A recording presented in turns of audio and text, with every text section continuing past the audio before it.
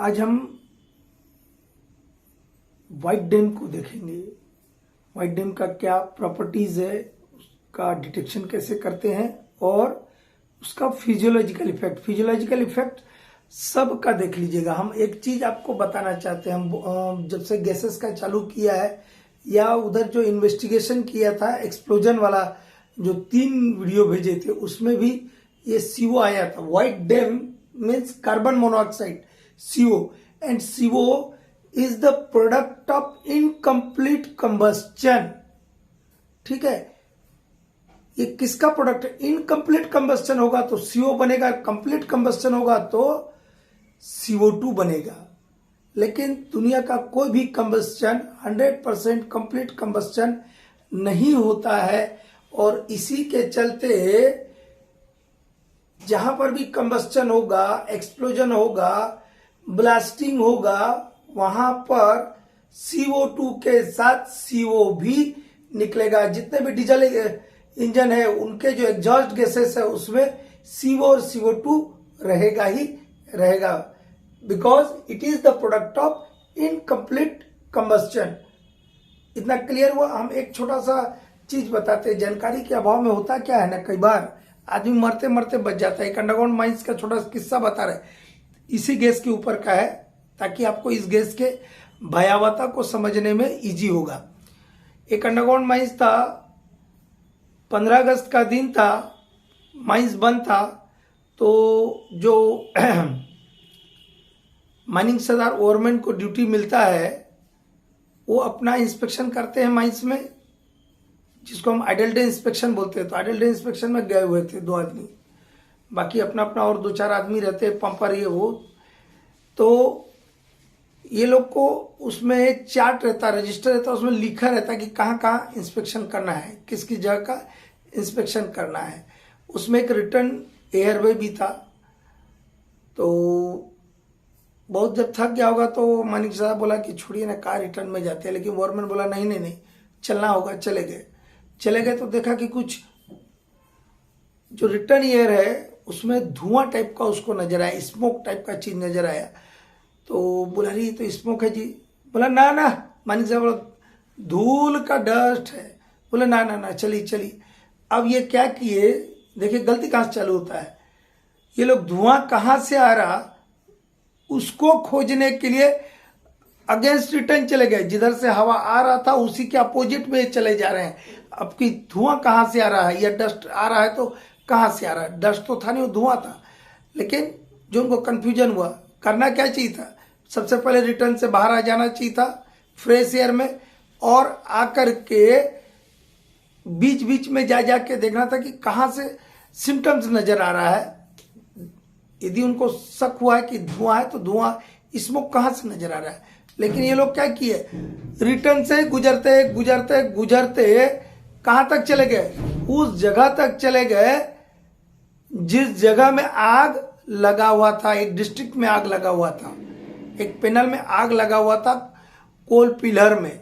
ठीक है, उस जगह तक चले गए। लेकिन इनका किस्मत बहुत बढ़िया था कि वो ब्लेजिंग फायर था तो बच गए। यदि स्पॉन्टेनियस हीटिंग होता, स्पॉन्टेनियस कंबस्टन जिसको हम सेल्फ हीटिंग भी बोलते हैं, 3 टर्मिनोलॉजी यूज होता है, spontaneous heating, spontaneous combustion, self heating, ये एक ही चीज है। यदि होता तो ये नहीं बचते, क्योंकि स्पॉन्टेनियस हीटिंग जब होता है तो उसमें डेंजरस क्वांटिटी में CO प्रोड्यूस होता है, और जब ब्लेजिंग फायर रहेगा तो उसमें CO और CO2 दोनों रहेगा। CO का परसेंटेज कम हो जाता है, CO2 बढ़ जाता है, इसलिए वो ब्लेजिंग फायर था, ये लोग बच गए। ठीक है, तो कहने का क्या मतलब है कि CO बहुत डेंजरस है और इनकम्प्लीट कंबस्टन से पैदा होता है। अब माइंस में किन किन कारणों से होगा? किन कारणों से होगा? ब्लास्टिंग होता है ना, तो ब्लास्टिंग से होगा। यदि कभी कदा काल कहीं एक्सप्लोजन हो गया तो एक्सप्लोजन से होगा, क्योंकि आफ्टर डैम में बताए थे CO, CO2 ये सब रहेगा ना।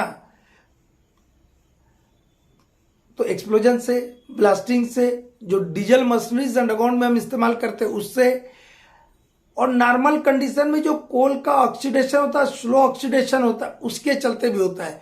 लेकिन इसका मेन सोर्स है अंडरग्राउंड में स्पॉन्टेनियस हीटिंग या स्पॉन्टेनियस कंबस्टन, या जिसको हम सेल्फ हीटिंग बोलते हैं, जो कि नॉर्मल नहीं है। कोल, जो नॉर्मल कोल ऑक्सीडेशन होते रहता है, उससे स्पॉन्टेनियस भी एक प्रकार से ऑक्सीडेशन प्रोसेस ही है, बट नॉर्मल ऑक्सीडेशन नहीं है। ठीक है, उसको हम देखेंगे और इसके ऊपर भी एक हम चीज बताएंगे आपको। ठीक है, तो CO मतलब व्हाइट डैम, उसके कुछ प्रॉपर्टीज देख लेते हैं, कैसे प्रोड्यूस होता है वो देख लेते हैं। ठीक है, देखिए व्हाइट डैम मतलब कार्बन मोनोऑक्साइड एक कलरलेस, ऑडरलेस, टेस्टलेस गैस होता है। ये हल्का सा हवा से हल्का है। ठीक है, हवा का, एयर का स्पेसिफिक ग्रेविटी कितना होता है? 1। एकदम इसको दिमाग में बैठा लीजिए, तभी ना इससे ज्यादा होगा तो भारी बोलेंगे, इससे कम होगा तो हल्का बोलेंगे किसी गैस को। ठीक है, कितना? 0.967, मतलब 1 के इर्द गिर्द है ये। ठीक है ना, तो ये हल्का सा हवा से हल्का होता है। ठीक है, ये कंबस्टिबल गैस है। ठीक है, कंबस्टिबल गैस है, ये हवा में जलाएंगे तो ब्लू फ्लेम के साथ जलता है, जैसे मीथेन जलता है, फायर डैम जलता है, वो भी ब्लू फ्लेम प्रोड्यूस करता है। But it does not support combustion, लेकिन कंबस्टन में सपोर्ट नहीं करता है। अब ये किन कारणों से माइन में पैदा होता है? It is produced in mines due to following causes. यहाँ पे आपको 5 कारण बताएं: oxidation of coal and other carbonaceous matter, blasting, spontaneous heating. This is the main source of production of carbon monoxide in coal mines and explosion underground diesel machines. ये source of production of white damp, इनको आप याद रखिएगा। ये उसका physical properties को हल्का सा याद रखिएगा। अब हम देखेंगे next, physiological effect of CO। ये बहुत जहरीला गैस है। This is a poisonous gas. इसमें कहीं एक लाइन जोड़ दीजिएगा, it is a poisonous gas और टॉक्सिक गैस। पॉइजनस को टॉक्सिक बोलते हैं। इट इज ए पॉइजनस और toxic gas, very dangerous gas. Nitrous fumes and CO, very poisonous gas. Okay, and और अनदर गैस H2S। हम देखेंगे आगे इसका फिजियोलॉजिकल इफेक्ट क्या, मनुष्य के शरीर पर इसका क्या प्रभाव। फिजियोलॉजिकल इफेक्ट्स ऑफ CO और we can say white damp. हम पहले ही बताए कि ये क्या, it is a very poisonous gas. Why poisonous? ये हीमोग्लोबिन, ब्लड में जो हीमोग्लोबिन होता है उसके साथ मिलने की, घुलने की, आकर्षण, एट्रैक्शन, एफिनिटी जो है बहुत ज्यादा रखता है बनिस्बत ऑक्सीजन के। यदि ये कहीं है और उसको हम इनहेल कर लिया तो क्या करेगा? ब्लड के साथ जाकर के मिल जाएगा, और मिल जाएगा तो एक स्टेबल कंपाउंड बनाते हैं जिसको हम बोलते हैं कार्बोऑक्सी हीमोग्लोबिन। देखिए यहाँ रिएक्शन लिखा है, CO को यदि हम गलती से इनहेल कर लिए, एटमॉस्फेयर में CO और हम इनहेल कर लिए, और ब्लड का जो हीमोग्लोबिन है उसके साथ ये रिएक्शन कर लेता है, और रिएक्शन करके क्या बनाता है? HbCO, carboxy haemoglobin. और ये स्टेबल कंपाउंड है, ये टूटता नहीं है। अनस्टेबल होगा जब ना उसको रिएक्शन से हटाएंगे। ये HbCO, और जब HbCO बन जाएगा तो ऑक्सीजन को ब्लड एब्जॉर्ब नहीं कर पाएगा। ठीक है, इतना इसमें लिखना है। इसके बाद इसके परसेंटेज देखते हैं, वो परसेंटेज आगे हम देखते हैं। यहाँ क्या क्या लिखा वो देख लीजिए। क्या लिखा है? It is a very poisonous gas. It's affinity, attraction, affinity means attraction for the haemoglobin of blood is 300 times that of oxygen. Oxygen की तुलना में 300 टाइम्स जो है ज्यादा अट्रैक्शन रखता है हीमोग्लोबिन के साथ CO। ठीक है, तो ये जल्दी रिएक्शन करेगा। यदि ऑक्सीजन 1 गुना उसके साथ मिलने की क्षमता रखता है तो 300 गुना मिलने की क्षमता रखता है, तो ये जल्दी हो जाएगा। और यदि जब हो गया एक बार मेल मिला तो देखिए आगे क्या होगा। If CO is present in the inhaled air, हम जो सांस लिया उस हवा में यदि CO है तो क्या होगा? It is difficult for blood to absorb oxygen because of formation of stable compound called carboxy haemoglobin. ठीक है, क्यों नहीं एब्जॉर्ब कर पाता है ऑक्सीजन को ब्लड? क्योंकि यदि थोड़ा सा भी CO यदि स्मॉल क्वांटिटी में भी रहा और यदि उसको हमने इनहेल कर लिया तो सीधा ब्लड के साथ जाकर रिएक्शन कर लेगा, रिएक्शन करके कार्बोक्सी हीमोग्लोबिन बना लेगा। और जब कार्बोक्सी हीमोग्लोबिन बना लेगा तो ये ब्लड के लिए बड़ा मुश्किल हो जाएगा कि वो ऑक्सीजन को एब्जॉर्ब करे। जब ऑक्सीजन को एब्जॉर्ब नहीं करेगा तो ब्लड को कैरी कौन करता है? ऑक्सीजन कैरी करता है बॉडी के डिफरेंट पार्ट्स में। ब्रेन को भी बताए थे एक दिन हमने कि 4 मिनट तक यदि ऑक्सीजन नहीं मिला तो आदमी पागल होकर मर जाता है। तो ऐसे डिफरेंट, और ये डिफरेंट पार्ट्स में जाकर के क्या कर रहा है, हीमोग्लोबिन और आपका ऑक्सीजन मिल करके कंबस्शन होता है, और कंबस्शन से एनर्जी मिलता है, उसी से हम बोल पा रहे हैं, लिख पा रहे हैं, दौड़ पा रहे हैं, चल पा रहे हैं। तो अब क्या बन गया, यहां तो बन गया CO था, हमने इनहेल कर लिया तो कार्बोक्सी हीमोग्लोबिन बना लिया हीमोग्लोबिन के साथ मिलकर के, और इसके बाद अब ऑक्सीजन जो है मेरा ब्लड एब्जॉर्ब ही नहीं करेगा, और नहीं करेगा तो फिर हम परसेंटेज में देखते हैं कितना कितना परसेंटेज में क्या क्या असर होता है मानव के शरीर पर।